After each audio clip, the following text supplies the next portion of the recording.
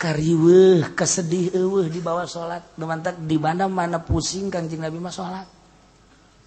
kuncina kan kitu dina hadis di mana-mana pusing baik pusing dunia maupun pusing akhirat pusing agama salat tentrem sebab tas kapanggih jeung Allah urang mah mun kuari keur centrang salat puyeng sabalikna urang mah salat bae ada pararuyang aing kurang tah salat puyeng aing mah reungit ambalayah reungit nyara rocoan ka aing tah eta teh kuat beda teu dibere taufik mah diuk ge tentrem deuk baca shalawat ngeudaheun ya Allah tah kuat taufik lah nah ieu lah ketika kiai-kiai dibere taufik ku Gusti Allah daek ngamalkeun Al-Qur'anul Karim daek ngamalkeun isi kandungan Al-Qur'anul Karim nu diterjemahkeun ku para ulama-ulama ku para salafus sholih makanya na leuwih hati-hati leuwih apik leuwih hati-hati leuwih apik leuwih hati-hati emang dek diangkat meureun ku Gusti Allah jadilah sholihin naik jadi waliun min auliyaillah nang Allah dikersakeun ku Gusti Allah dibere daek dibere mantep beramal teh sehingga asa jeung Allah teh nang Allah lain nang nyana ketika ku Gusti Allah dak diturunkeun ilmu aya di nyana Quran aya di nyana naon kitu ngaranna maca kitab aya di nyana hukum aya di nyana dak teges le barang lah nyana jeung pamarentah barang lah nyana jeung partai lain jore jeung partaina jeung pamarentahna kudu asal ulah hayang pamerena nyaritakeun seorang waliullah Bal'am bin Ba'ur wakila cek sakaul mah nabi tapi nu masyhur adalah wali kahebatan Bal'am bin Ba'ur nu geus teu asing deui lantaran boga santri nage teu kira-kira 12.000 nu bisa hiberna 500 mun ngadua aras kadeuleu oyag-oyag eueuh hiji doa nu ku Gusti Allah henteu diijabah ku hebat-hebatna Bal'am bin Ba'ur tetapi sakitu hebatna Bal'am bin Ba'ur tipolesednya maut kafir iman teu kabawa na'udzubillah min dzalik wa bidzalik masyaallah sakadar dibobotohan ku dunya bisa diijabah doa sateh lantaran dina hate eueuh dunyaan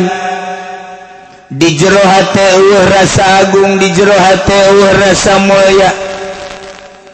nu ngancik di jero hate teh kaagungan jeung maha kawasana Allah rasa kituna otomatis doa diijabah tapi kuari diberi hadiah ku masyarakat jeung ku pamarentah kulantaran manehanana diberi hadiah teh titah ngadoakeun teu beres ka Kangjeng Nabi Musa alaihi sabab Kangjeng Nabi Musa deka negeri kelahiranana di Palestina nyana titah dakwah di Israel tapi terhambat di jurang teh akibat doa Bal'am bin Ba'ur Masya Allah poha iyalah Bal'am bin Ba'ur cinta dunia mimitina diberi hadiah ku raja ku masyarakat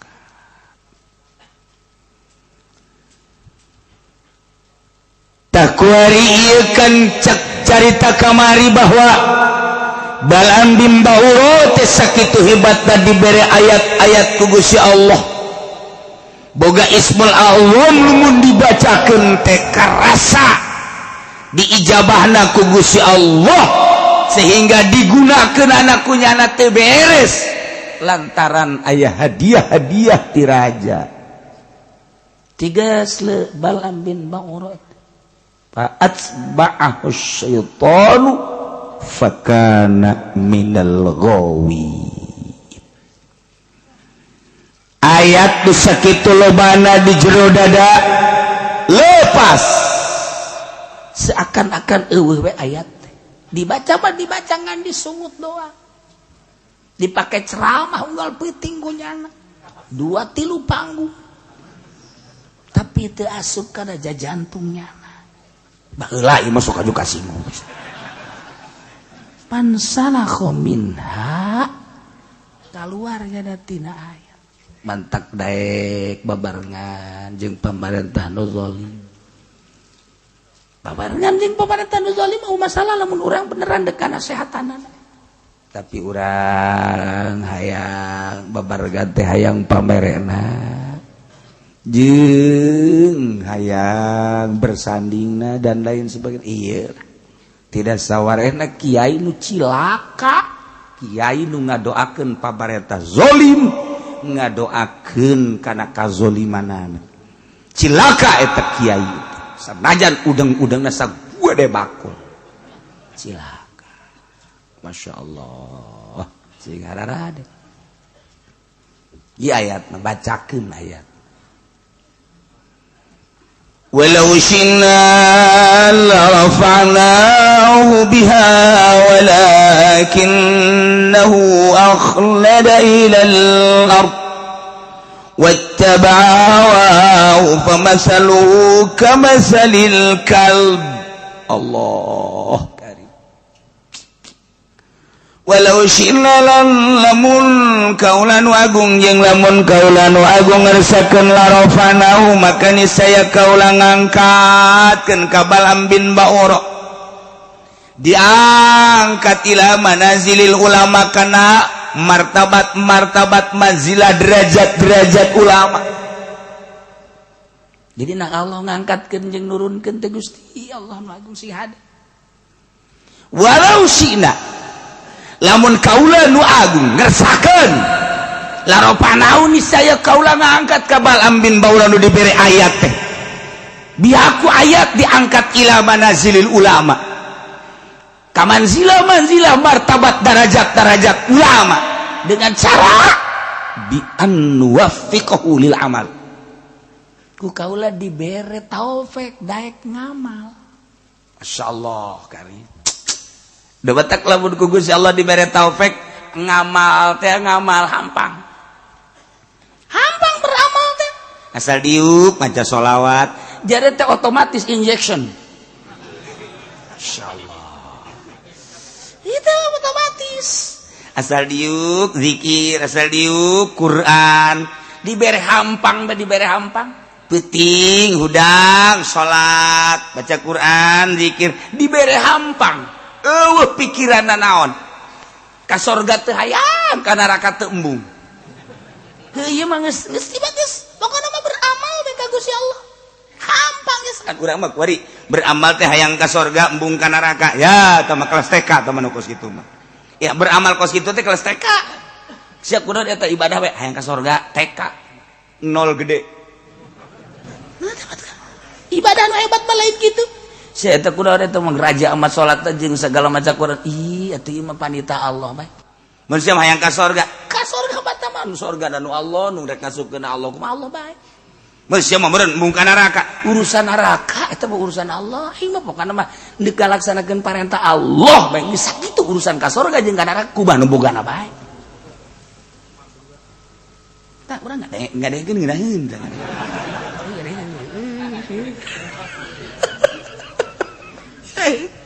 tapi ngalaksanakeun eta mah kelas wali kos kitu mah eta kelas wali mah kos ka itu ibadah teu hayang lantaran jelema anu masih kene hayang unti mah eta mah budak letik ketika budak gering kemudian diberi obat hese baik diulik ku dokter. Nah ayalah bodreksin iya obat ngan amis orok teman kos gitu mah tuh. Iya tah papais iya daun jerona iya unti resep ngadar papais resep ka unti na ngadar papais resep unti na ya nangkaan dan lain sebagai cawat eta orok nu kos gitu ibadah ge ieu teh aing mah resep biasa aya sorgaan ya eta orok teh kos gitu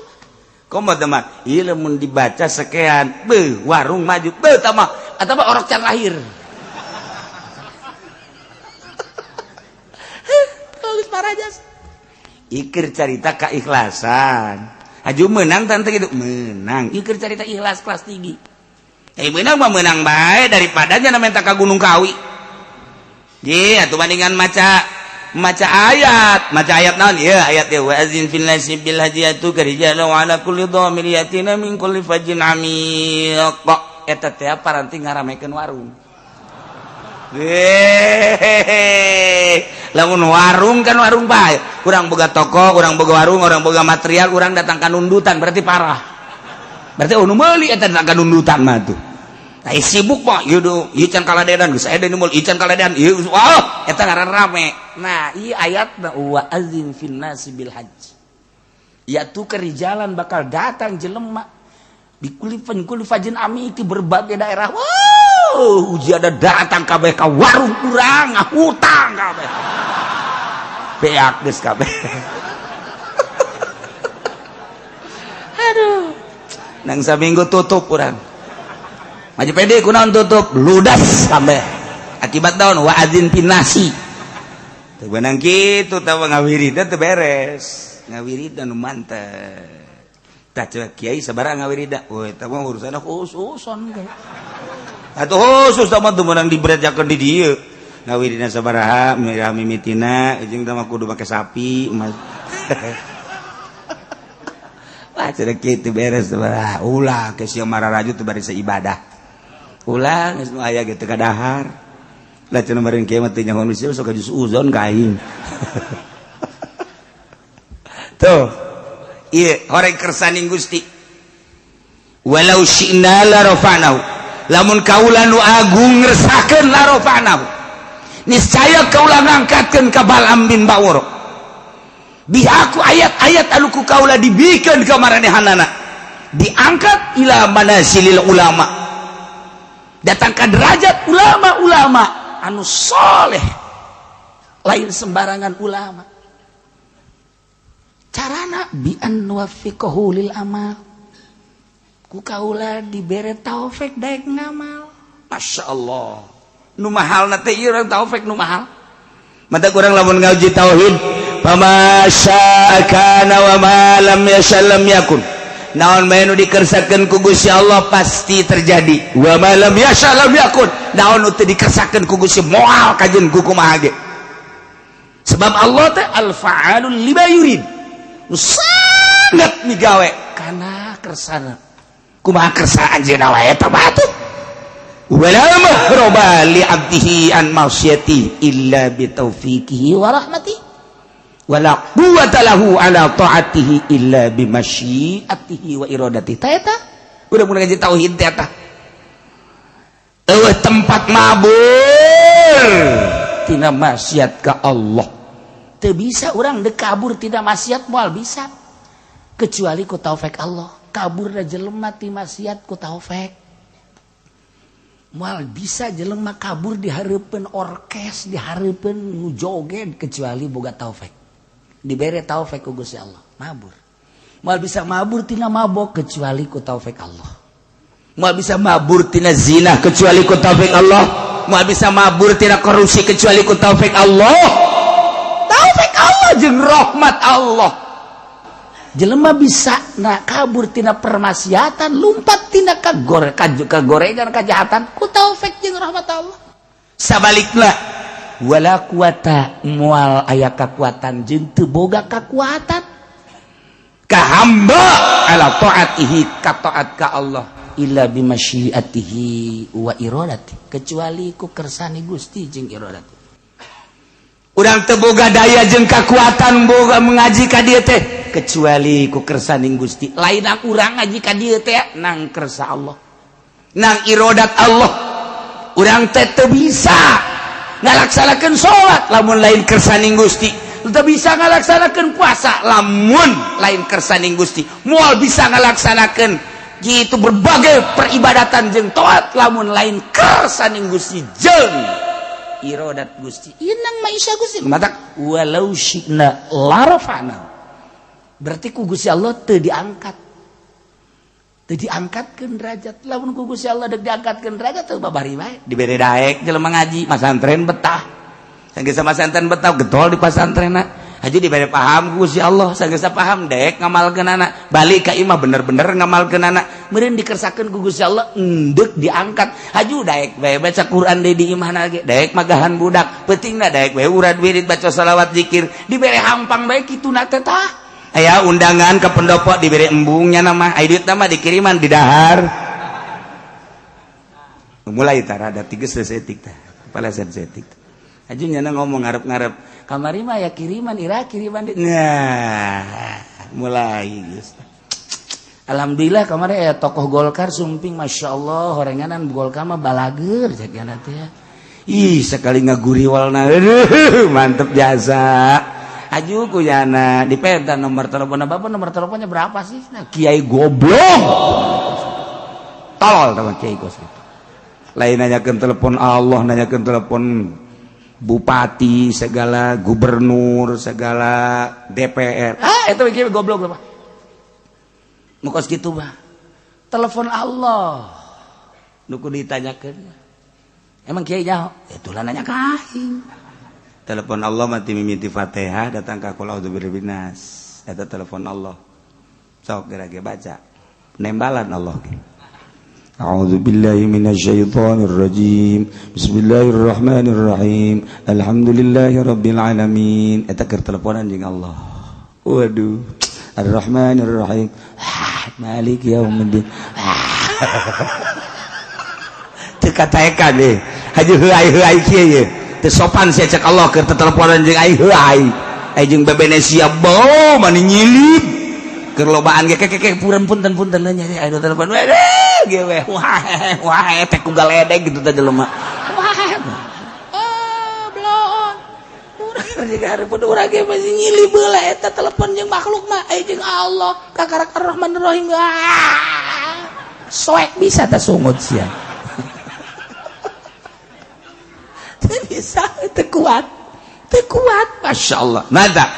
kuda ada tak tadi bere taufik ku Allah tadi kersakeun ku Gusti Allah ai jelema nu dikersakeun mah ku Gusti Allah teh daek baca Quran daek magahan ngaji dipake ku nyana beutingna sare hudang teu puyeng. Padahal mah ieu sare teh jam 12:30 atau jam 1 hudang jam 2 atau 2:30 jatuh puyeng biasa bae. Berarti ku Gusti Allah diangkat derajat teh dibere puyeng.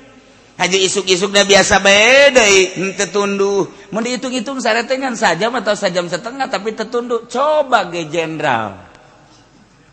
8 jam masih kene kekesek gane. Panglima jenderal saruan. Dihitung-hitung 8 jam tambah 2 jam 10 jam eta mah hirupna sakedeung tapi tetep bae masih kana gegesekeun we kodan tep sagana puyeng aya tahajud isukna dibawa ka rumah sakit. Dibere taufik itu dibere taufik tah ku Gusti Allah tah teu dibere ku Gusti Allah teh kakuatan. Lamun dibere kakuatan atuh ku Gusti Allah masyaallah atuh babari eta mah kumaha Gusti Allah bae urang diberi kekuatan ku Gusti Allah tek ih ditangeuweulkeun dunia di urang teh plek ih atuh teh mah urusan Allah kan urang nu berusaha. Syekh Mansur Cikadueun terus manehanana ke Mekah di Mekah terus ibadah cek manehanana deuk ka Indonesia deuk ka Indonesia kan naik kapal kebal baheula makan naik kapal cai angkleng-angklengan sabulan sedangkan urang ieu teh henteu ka dieu dipanggil ku urang Banten berangkat jana melalui sumur Zam-Zam tap naik di Kadomas berangkat jauh kene jaga lebih ka lebih coba eta pakai lalagaan Masya Allah Karim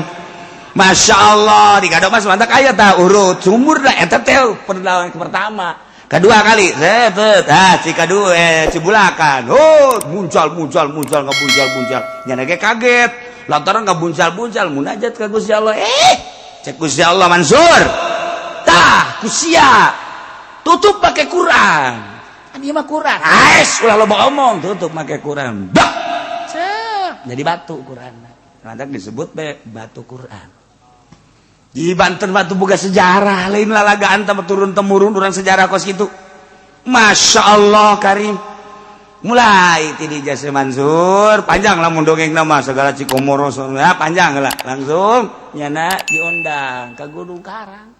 ke Sumur 7 naik nyana ka luhur naik lain make suku make babacaan la ilaha illallahul jalilul akbar bismillahirrahmanirrahim terus kan ulah ya maksudnya kusnya didarengekeun ke kusnya dipraktekeun lain jang ibadah endahan jang tuh siapa kadinya bae gilir lah naon lah atuh aya babacaanana tuh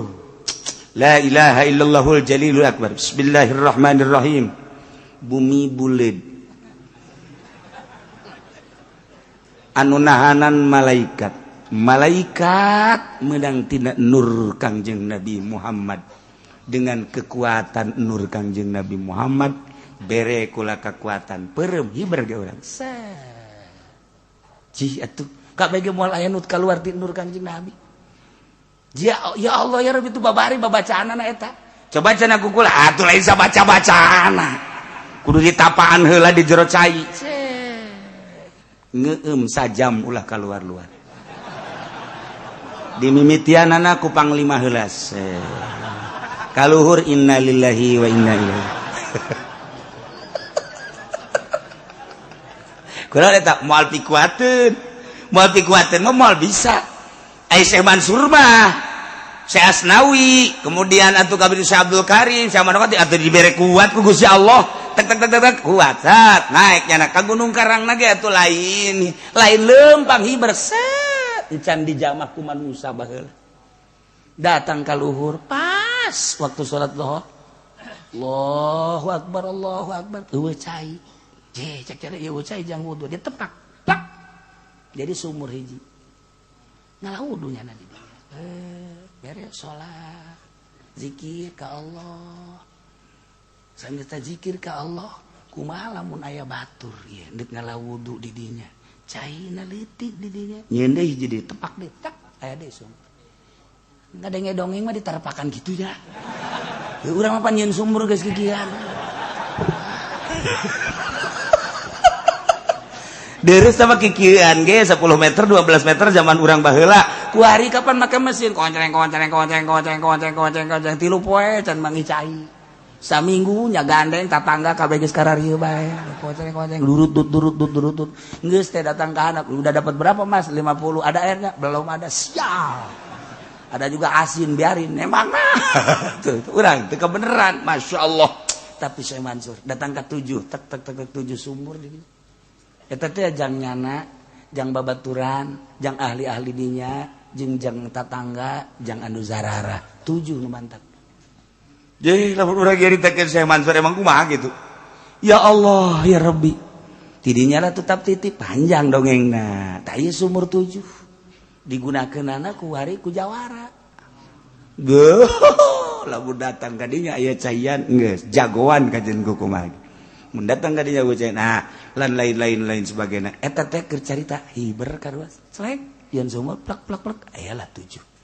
dititip ku nyana nah moal dibejakeun tah nu kuari katitipanana aya keneh arwahna maksudna sia masuk aju di mana terus kitu endek eta naon tuh sia ka ditu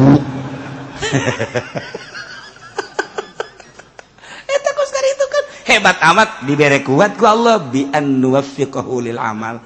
mentang mata nyana teh sapoe-sapoe ting teh sare biasa bae sare sajadina bae keur ngaji los eta ge nanggo si Allah terus sia masuk aju kasinggung lain urang mah kunaon atuh ngaji teh ieu ngabae wiridan teh ngabae salat ge nang maksakeun ieu teh teh dibere taufik ku Gusti Allah. Lamun dibere taufik mah masyaallah nu mantak ibadah teh urang teh nu paling hebat mah lain Allahu akbar bismillahirrahmanirrahim alhamdulillah lain eta Allahu akbar bismillahirrahmanirrahim kalawan jebut jenengan Allah anu maha rahmanir rahim alhamdulillahirabbil sadaya puji tangtu ka Allah nu mangga lain eta salat mah asli mah tah salat kos kitu mah teh bupati ge kos kitu gubernur kos kitu aya keur salat kabehan santri ge kos kitu kabeh tah salat jajabur tah kos kitu salat jajabur tah salat nu asli mah lain kitu salat model Kangjeng Nabi nu Kangjeng Nabi lamun salat teh cek Kangjeng Nabi teh asa ngobrol jeung Allah sehingga hazan kariweuh kasedih eueuh di bawah salat nu mantak di mana-mana pusing Kangjeng Nabi mah salat kuncina kan kitu dina hadis di mana-mana pusing baik pusing dunia maupun pusing akhirat pusing agama salat tentrem sebab tas kapanggih jeung Allah urang mah mun kuari keur centrang salat puyeng sabalikna urang mah salat bae ada para ruyang aing kudu entah salat puyeng aing mah reungit ambalayah reungit nyara rocoan ka aing tah eta teh kuat beda teh dibere taufik mah diuk ge tentrem deuk baca shalawat ngeudaheun ya Allah tah kuat taufik lah nah ieu lah ketika kiai-kiai dibere taufik ku Gusti Allah daek ngamalkeun Al-Qur'anul Karim daek ngamalkeun isi kandungan Al-Qur'anul Karim nu diterjemahkeun ku para ulama-ulama ku para salafus sholih makanya na leuwih hati-hati leuwih apik leuwih hati-hati leuwih apik leuwih hati-hati emang dek diangkat meureun ku Gusti Allah jadilah sholihin naik jadi waliun min auliyaillah nang Allah dikersakeun ku Gusti Allah dibere daek dibere mantep beramal teh sehingga asa jeung Allah teh nang Allah lain nang nyana ketika ku Gusti Allah dak diturunkeun ilmu aya di nyana Quran aya di nyana naon kitu ngaranna maca kitab aya di nyana hukum aya di nyana dak teges le bareng lah nyana jeung pamarentah bareng lah nyana jeung partai lain jore jeung partaina jeung pamarentahna kudu asal ulah hayang pamerena ulah ngadahar pamerena sebab ieu keur berangkat sabilillah yo jingjing kurang bupati jingjing kurang gubernur sing bener sia dibere duit ulah emang leutik kudu gede we tolol we ulah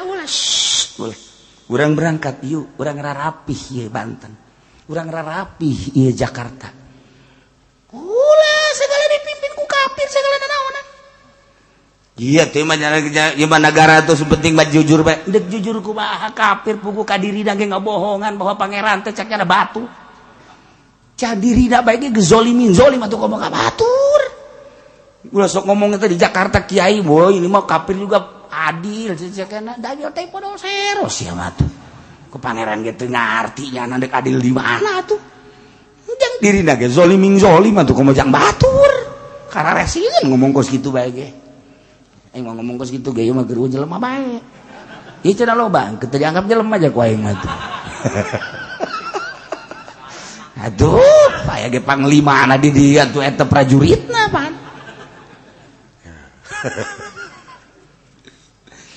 Walau syinna lamun kami ngarsakeun cak Gusti Allah la rafa'nahu niscaya kaula bakal ngangkatkeun ngaluhurkeun ka Balam bin Ba'ura anu geus dibere Ismul Azam berbagai ayat-ayat anu sakitu hebat nabiha ku eta ayat teh walakinnahu tetapi de Balam bin Ba'ura teh geuning akhlada ilal ardi condong kana taneuh bahasana ge Gusti Allah teh akhlada padahal mah dimaksud sakana nu dimaksudna mamala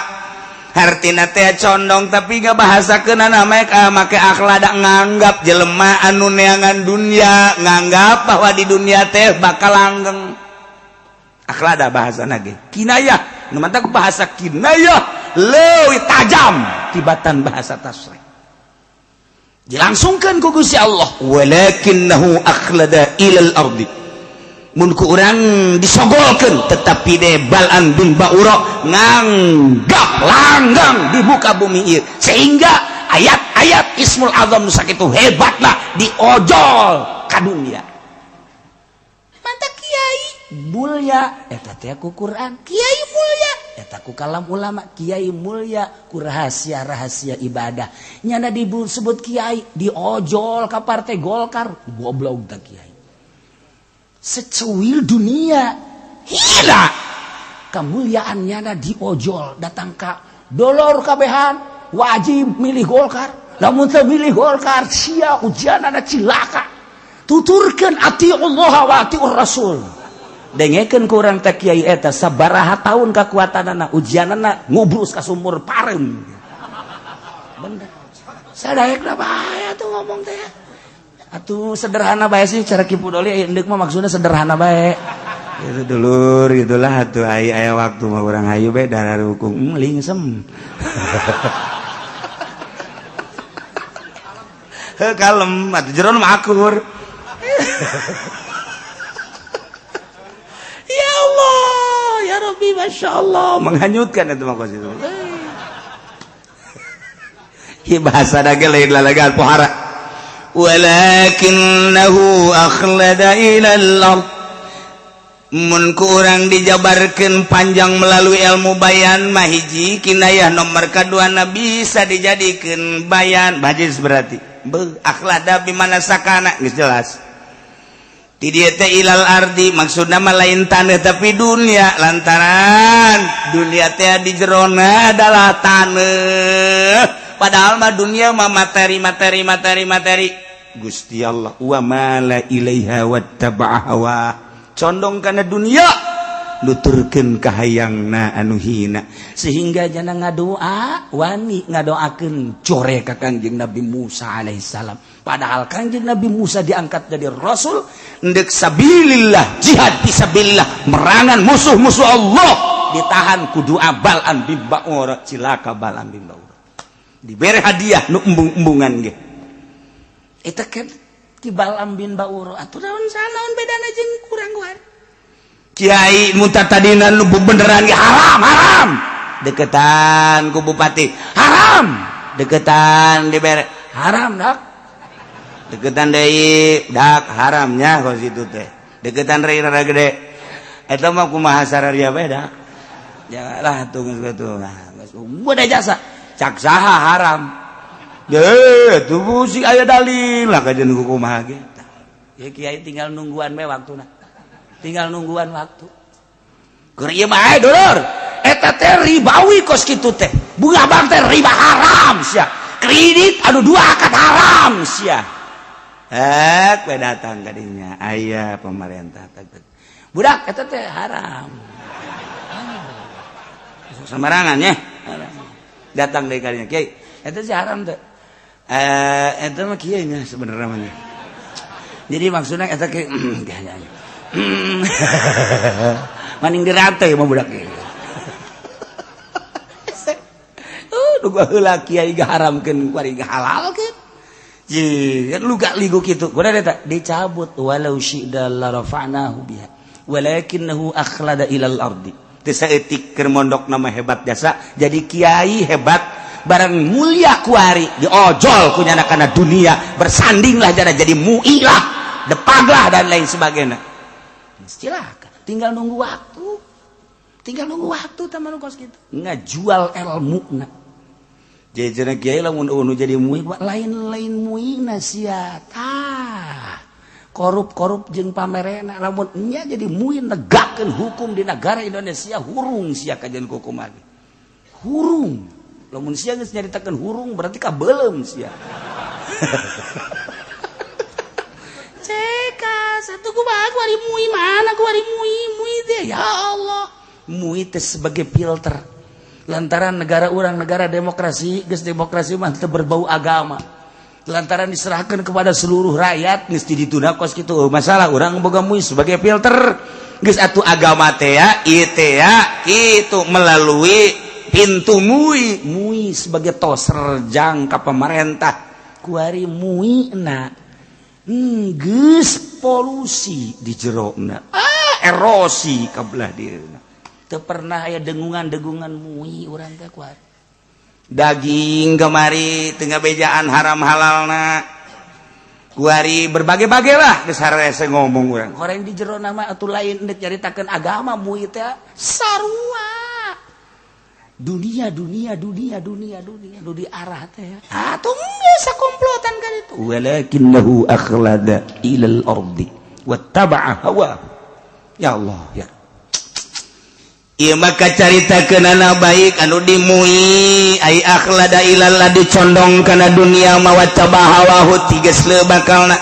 ataupun dinu partai sarua bae atuh walakinnahu akhlada ilal ardi wattaba'a hawa wa induk dunia mah maupun di modern ya namun pasantren modern ai ngaranna mah pondok pasantren tapi anu jelas nama endek akhlada ilal ardi condong kana dunia wa tabahu boro-boro pesantren modern yayasan cara urang ge kuari pondok salapi tapi nu dimaksud mah dunia keneh atuh sarua bae sarua ieu sapira wadah salap ge ngan ngaranna doang ai ujung-ujungna dunia mah kitu-kitu keneh bae sarua teu saeutik jelema boga pesantren salap tapi orang di jerona mah ngajualan agama sarua ngan teu pati jelas doang salap mah rada deureus bungkusanana rada deureus aing geus modern mah geus dunia moal nyaho ka Allah bae kajeun kukumaha kajeun ngomongna Allah-Allahan bae ge moal sebab lamun endek bener-bener ka Allah kembali ka salap wajeun sasaha ge presiden deuk ka Allah kembali ka salap gubernur deuk ka Allah kembali ka salap pondok pesantren modern jelemana maksudnya deuk ka Allah pasti ka salap sebab tuntunan nu asli deuk ka Allah salapi modern mah hanya omong-omongan ada doang sok renungkeun geura ge renungkeun ku urang deuk ka Allah mantak nu paling pake kasieun ku Amerika pondok pesantren salap pondok pesantren modern mah geus dianggap baturnyana komo tanpa pamarentah mah tah anak sulungnya mah anak sulung iya pondok pesantren salapi cek Amerika waduh hese sebab ngadidiknya jangan mah biasa bae tapi di mana geus jadina pondok pesantren modern mah ngadidikna pohara jasa tahajud berjamaah salat tasbih berjamaah salat duha berjamaah tanyakeun dalilna berjamaah mah yang ti mana teu nyahoeun atuh naon tahajud berjamaah emang pernah kanjeng Nabi tahajud berjamaah baca sholat tasbih berjamaah emang pernah kanjeng Nabi sholat tasbih berjamaah duha berjamaah hei itu aya aturanana kumaha sih pondok pesantren mah biasa bae santrin ge berjamaah ge carang antep bae biasa ngan kiaina ngadoa ya Allah ya Rabbi si eta tilok berjamaah Gusti tamah ai kira-kira bakal bener lalaunan Gusti ulah sakaligus supaya daek bela mulai magrib doangnya na hiji isya magrib isya subuh mah tilok engke ge nyana tah sabulan 2 bulan mikirnya dua jeung isya wah pesantren salap mah kos kitu tentrem adem kalem tapi di mana geus daekna sebab berangkap tina nurani henteu kapaksa ya mah masyaallah enggak, lamun geus kos kitu loba jelema sorangan ibadahna tetep bae. Di kota, di gunung akur bae. Nah, lamun nu tadi cara tadi mah tadi berjamaah-berjamaahkeun, asal teu berjamaah bae teu tahajud. Salat tasbih diberjamaahkeun, asal teu berjamaah bae teu salat tasbih. Boro-boro masyarakatna kiaina ge teu salat tasbih. Emang kiai goblok. Nungguan berjamaah bae hayang di kiai-kiai. Kiai nu asli mah tilok. Kiai abi ngiring berjamaah ulah. Sorangan bae sorang horeng tiloknya na ge. Sial teh kiai pisan. Kos nu ikhlas teh kitu. Horeng nipu sarua. Iqbal ambin banguro nyana teh kapincut ku dunia akhlada ilal ardi wattabahawa pamere pemerintah pamere tokoh akhirna ti gesreu nya ngadoakeun jahat ka Kangjeng Nabi Musa alaihis digambarkeun ku Gusti Allah famasaluhu kamasalil kalbi tamil alaihi alhas au tatsrukuhu yalhas sifatan jelema model ban lambin bahura mah eta percis okos anjing. Masyaallah. Kumaha eta anjing-anjing tayin tahmil alaihi lamun anjeun ngusir ngahardik yalhas anjing mangelel bae aya anjing datang ka urang-urang digebakeun hus anjing mangelel tatruku atawa diantep ku urang teu digeubahkeun tetep bae alhas digeubahkeun ngelel teh digeubahkeun ngelel sebab nyana mah jadi watek ngelelna kiai anu cinta dunia kos Bal'am bin Ba'ura eta teh kos kitu sipatanana kos anjing selalu ngelel bae lantaran di jero hatena dunia ngelel kos anjing. Na'udzubillah min halik persis digambarkeun li anna lasat tabi'atun asliyatun fi lantaran ngelel eta watak anjing anu asli. Bakadzalika halul haris ala dunia kitu kene jelema anu kasengsem loba terhadap dunia. In wa'atahu lamun ente mapatahan ka jelema anu cinta dunia la yaqbalul wa'da moal dae narima kana papatah tetep bae neangan akur jenjana dunia lamun diantep kurang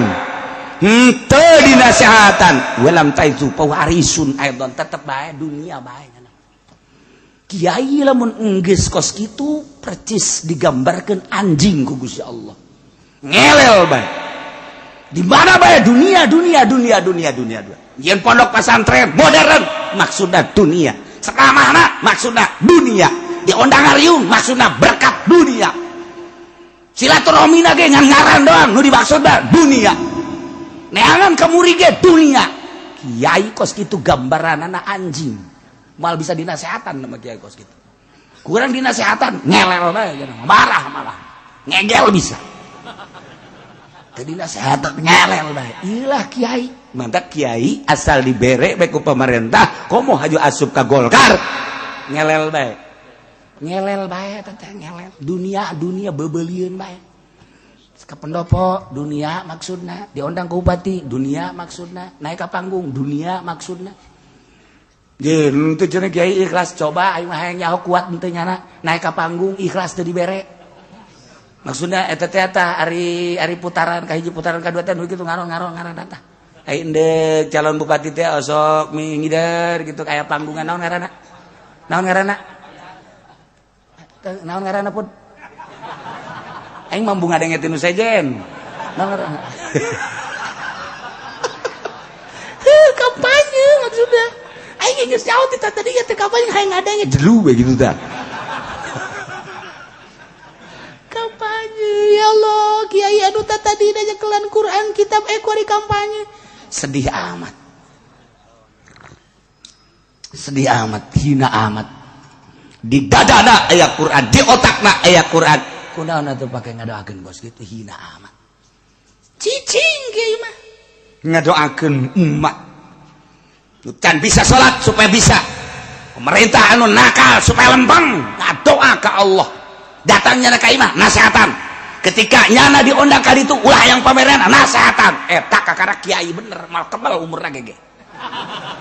mal kebal umurna di penjara nyana sanu daek pemerintah dinasehatan sanu daek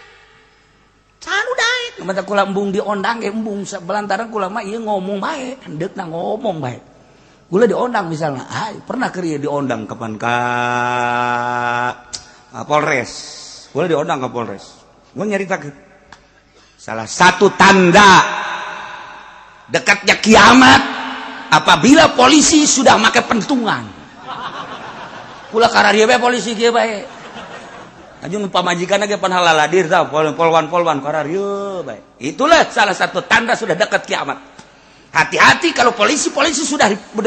diberikan pentungan-pentungan itu adalah sudah ada dari kanjeng nabinya termasuk ahli neraka yang begitu. Aing kebal mal cek aing ge. Kebal mal. Maksudnya sekali ceramah aing dinyana aing teu hayang 2 kali tapi kerasa ku jantungnya cukup aing masa kali bae. Alhamdulillah datang ku hari teu diondang dong deui. Henteu mah aya ge ngodang ulah cenah ge uji mah kos kitu teu ngeunaheun. Itu kahayang aing berarti kerasa ku hatenya cukup aing mah.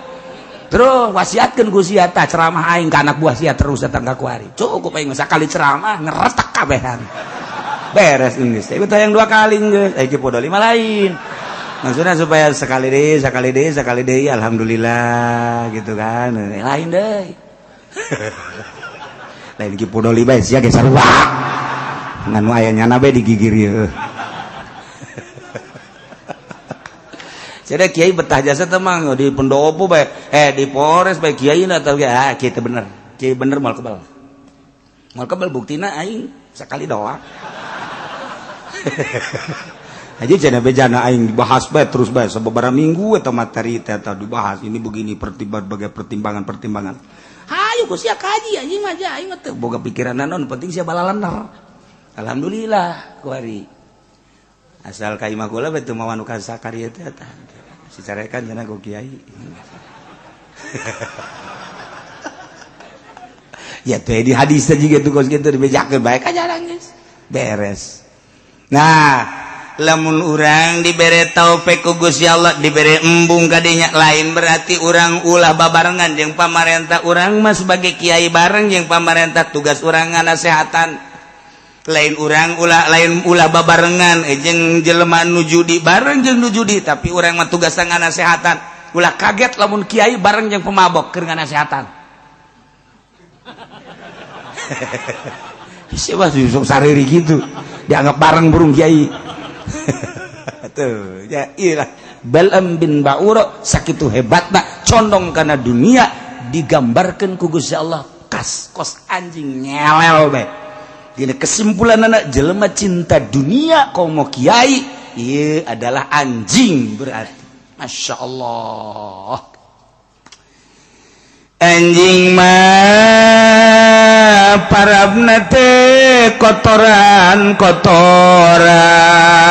di mana-mana hanana lapar naon bae tai ge kunyana di dahar bangke ge kunyana di dahar bangke tai kunyana dileg-leg ke nyana utah nage dileg-leg deui eta lah gambaran anjing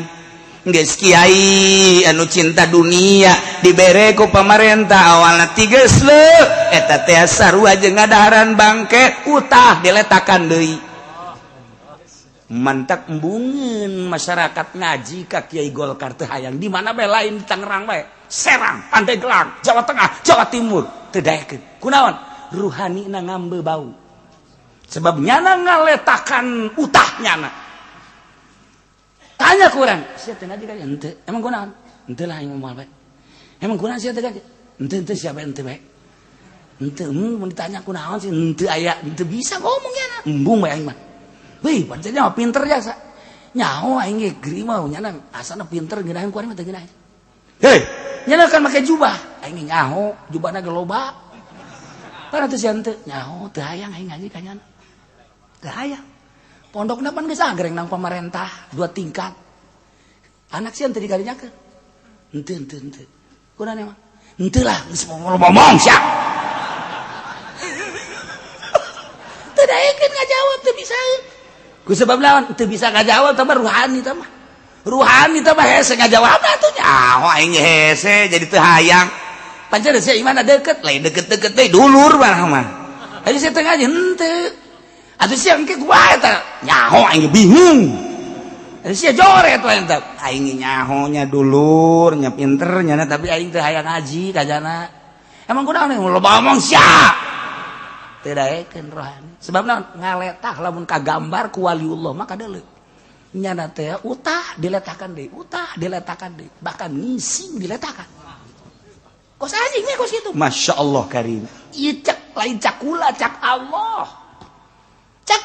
Siapa bisa pajar cak aing lah ki uci bisa anan. Cuma didengekeun bae kos kitu ge didengekeun bae. Kasih ka ditu ngaji ka aing teu. Nyanana. Ih, taf. Fa masalu da bejakeun ta kanyana. Famasaluhu kamasalil kalbi tahmil alaihi yalhas au tatruku yalhas. Anjing mah mawa barang dahareun ngelel, digebahkeun ngelel, lapar ngelel, diantep ngelel, tanda bahwanya nama selalu ngelel. Geus kiai anu cinta dunia kos Bal'am bin Ba'uro eta teh selalu ngelel, bahkan ki Bal'am bin Ba'uro mah dibuktikan nyata-nyata letahna ngelel datang ka dada. Bukti nyata teh mah ngelel bae nya nama terus. Kiai nu kuari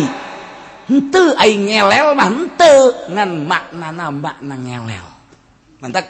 ka kiai bener ngomongkeun bae, di mana bae ngomongkeun bae nya nama. Ngomongkeun bae sebab bensinna teu beres. Bensin teu ngomongkeun. Ngan kiai Allah mah diomongkeun malah ngeunaheun nya nama. Sebab eta hadiah ti Allah. Lamun aya kiai geus jadi solihin atawa jadi wali Allah diomongkeun nya nama seuri we alhamdulillah. Kunaon eta hadiah ti Allah, dosanya na diserot ku nya. Seakan-akan nya keun nyerotan dosa. Set, urang bersih. Nu diomongkeunana. Mantap ngadoa lagi.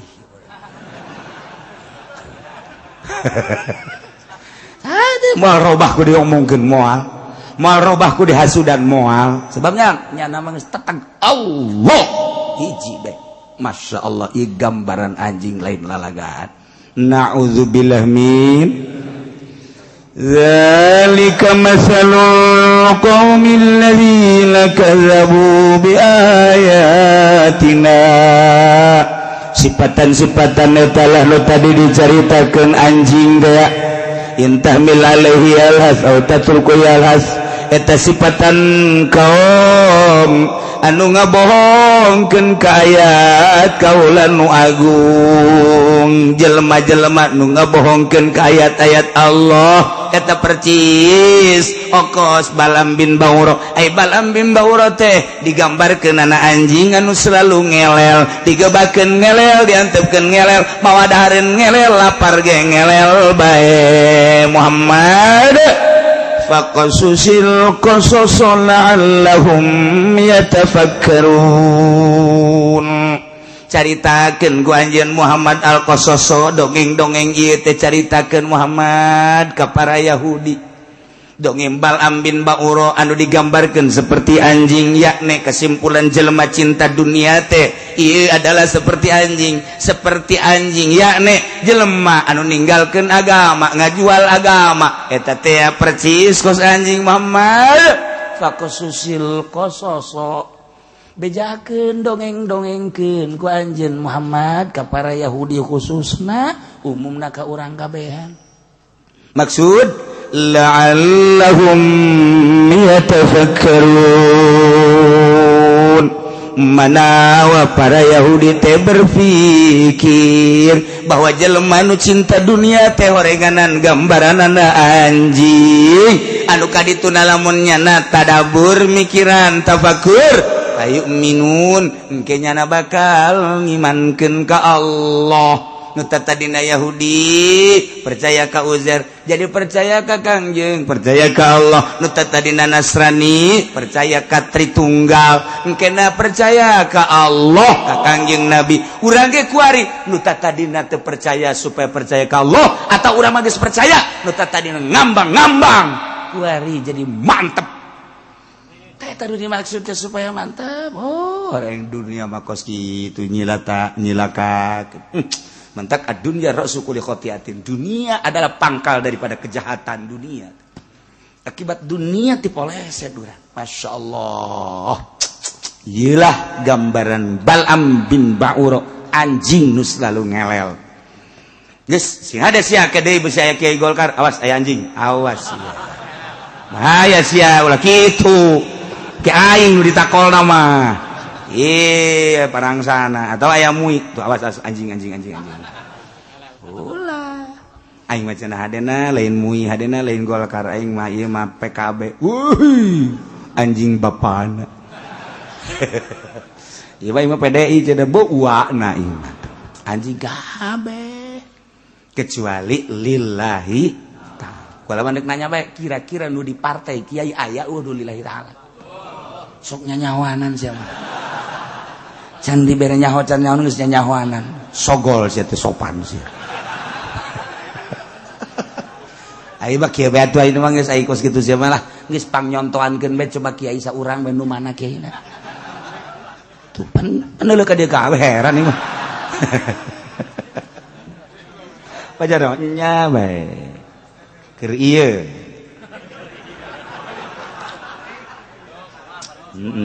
tuh kamari henteu kuring ngamimitian deui